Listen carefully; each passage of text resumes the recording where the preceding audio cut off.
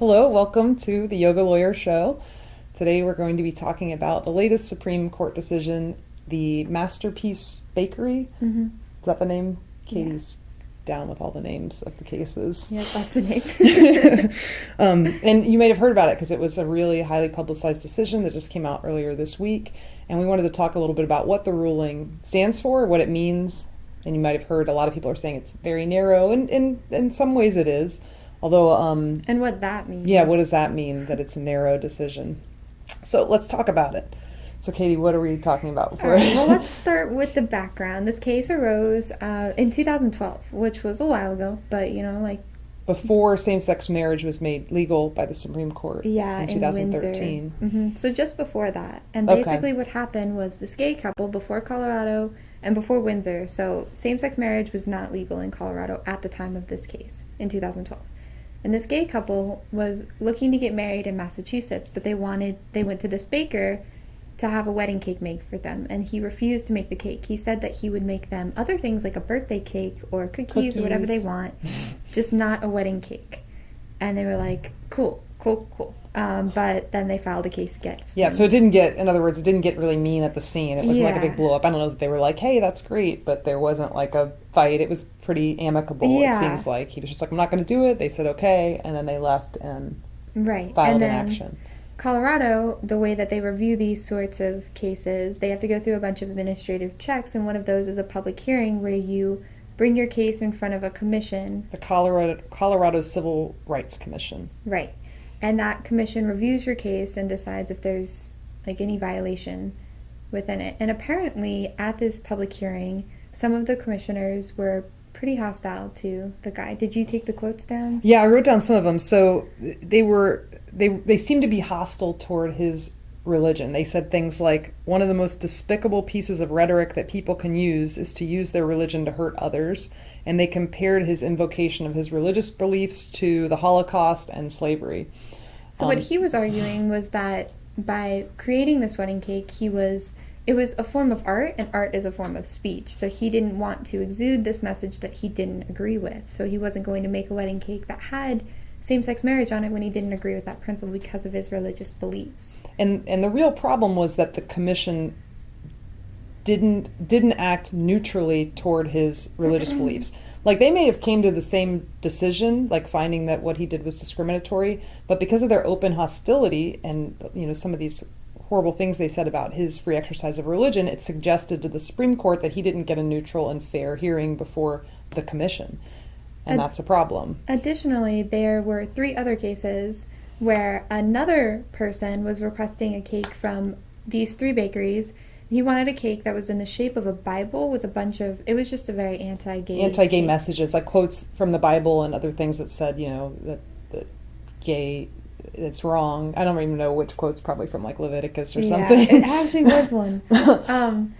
And those bakers refused to make the cake. They were like, we'll make you a birthday cake, we'll make you a cake in the shape. Or whatever it was. Like they'll make you a cake, but not with the message. They disagreed with the message that he wanted on the cake, so those were brought up before the commission, and they treated those protected bakers differently than they treated Mr. Phillips, who owned Masterpiece Bakery. And that was the problem, because they applied a different standard to those bakeries than they did to him. And so that showed that they weren't treating his free exercise of religion with the neutrality that they needed to. It seemed that they were openly hostile toward his religious beliefs, so he didn't get a fair hearing. Right. So it goes up to the Supreme Court, and the Supreme Court decided in favor of the baker. And they basically said that while a wedding cake is not art, he wasn't treated fairly. They had violated his First Amendment rights by being so hostile to him. So what they did too was that as I'm looking at my notes here, that in his case, they said they tried to imply that the message on the cake is the customer's message. It's not the baker's message. So he shouldn't be able to discriminate because it's the customer that's asking for the message. But then in the cases, the other protected bakers, the bakers they found that their rights were protected, the ones that the anti-gay messages were requested, they didn't make that same distinction. They didn't say that the message was the customers. They implied that the message was the bakers. So they treated these cases differently. Now, they could have reached the same conclusion and still found that he acted in a discriminatory way in violation of Colorado's civil rights law, if they had done it in a way that was not openly hostile toward his religion. That was the real problem, and that's why everybody's saying it's narrow, because it wasn't that the Supreme Court held that you're able to discriminate based on someone's sexuality. It was that they found that everybody deserves a free hearing, and that your freedom of religion is something that shouldn't be treated with hostility. It should be treated with neutrality. And I think the dissent in this case is pretty important. Ginsburg. Wrote the dissent, my girl. Oh, I do love our Ginsburg. Joined by Sotomayor, and she basically, the whole conclusion of her dissent was that you can't deny, the baker couldn't refuse to make the cake based on who was buying the cake, but they could refuse to make the cake based on the message that the cake was exuding. So, for instance, with these 3 cases, they could refuse to make that Bible-shaped cake with the anti-gay notions on it because of the message that it was exuding, but they couldn't refuse to make the cake based on who was buying that Bible-shaped cake. So they couldn't say, we're not going to serve you because you have anti-gay feelings. They could say, look, there's all these other cakes, and they basically can't discriminate against customers, which is arguably what Mr. Phillips was doing, because he was refusing to sell them any sort of wedding cake, not just a cake with certain messages. And for all, I think the cake they wanted, this was probably way more clear in the dissent, wasn't like anything special. They weren't asking for like a rainbow cake with 2 grooms on it. They just wanted a simple wedding cake. That was my problem with the majority opinion. I was reading it and I was assuming that they wanted some specialty cake that exuded all of these messages about how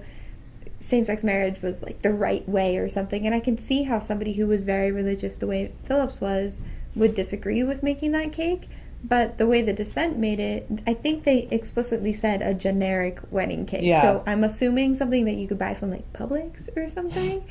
And I don't think that gives off any certain message that would imply his freedom of speech. But so what happened was the court the majority at least, didn't really get to the merits of that. They didn't say that like Ginsburg's dissent was wrong or make any distinction between the messages. They just said because of the hostility, he didn't get a neutral hearing, and that's not fair. But what Ginsburg's point was that the court was now weighing what's hostile and what's not, and that's not proper. But you know, that's true, honestly, it's an opinion. Yeah. But I mean, I don't think the majority opinion was wrong in their conclusion, and it's interesting that it didn't fall down ideological lines like they typically do. You know, it wasn't a 5-4 decision; it was 7-2. Mm-hmm. And I think the reason for that is because most of the justices agreed that this guy did not get a fair and neutral hearing, and he's entitled to that. Yeah, and because it's so narrow, which when they say that a case is narrow or a decision is narrow, it just means that it's not applicable to a lot of different situations. It's really only applicable to cases with very similar facts to the facts that led to this certain decision. So if there's another case in Colorado, they probably wouldn't have it. I don't even know if they would have it now because the law has changed. Yeah, because Windsor. But I think you could maybe apply the reasoning to a case where there's another administrative type hearing before a commission in any state where the commission acts with hostility and treats someone without neutrality. Yeah, doesn't treat a case as neutral and then treats other cases differently, because they, like these protected bakers, the 3 bakers they found were protected. They said it wasn't about them, or that it was about the message on the cake, but they didn't apply that same standard of review to Mr. Phillips. So basically what this case stands for is that these commissions have to apply the same rules to different situations. They can't apply a limited set of rules to someone. Because they agree with that. Yeah, and that seems to be what they're doing. But that doesn't mean they couldn't have reached the same conclusion had they given him a fair hearing, and I think they could have based on Ginsburg's dissent. They could have found some distinctions there and still reached the same conclusion, but they can't do it in a hostile way. And they said some pretty horrible things about religion, which I think really kind of undermined their decision and made it look bad.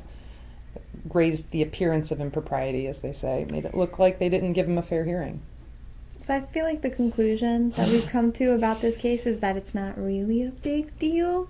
That it would have been a cool win for Yeah, and people are down about it maybe because they feel like, the gay rights are important, and they are. They are important. And yeah, we've come so far. I mean, even with the Windsor decision, but this isn't a knock on gay rights. It's really more about you can't.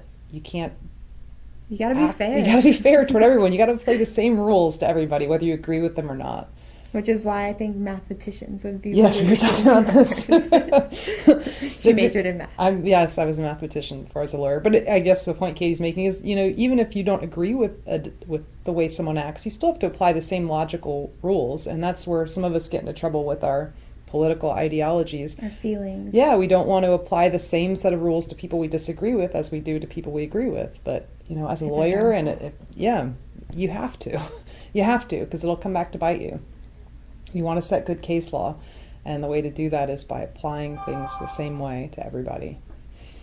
So we'll end it there. So make sure to subscribe, leave us comments, feedback, let us know what you think. If you disagree, please leave us comments, talk to us. We love hearing from people that can disagree in a civil way. Don't have to give, mean-spirited comments like back. memes or something. But that's okay too, because we usually just try to find the heart of what you're trying to say, even if it's in a mean way. But we prefer the civil sort of disagreements. So we'll leave it at that, and we'll see you next time. Thank you for watching the Yoga Lawyer video.